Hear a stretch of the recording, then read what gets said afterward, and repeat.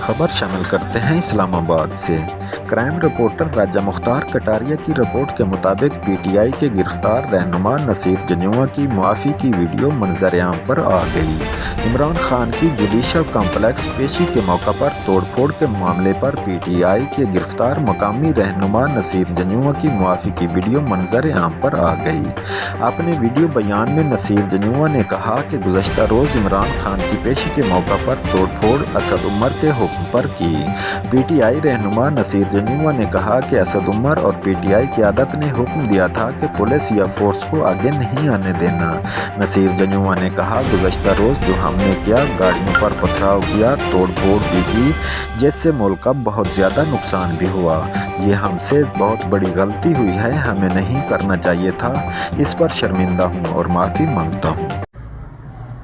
अस्सलाम वालेकुम। नसीर जंजुआ बात कर रहा हूँ शाला दिता से।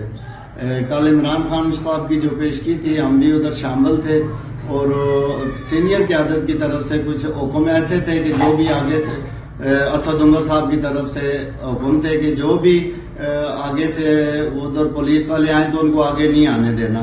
और कल हमने बहुत पथराव भी किया, गाड़ियों वगैरह को भी नुकसान पहुंचाया।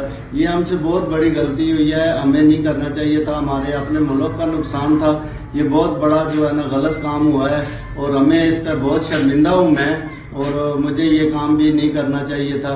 तो मैं माफ़ी मांगता हूँ कि मुझे माफ़ कर दें।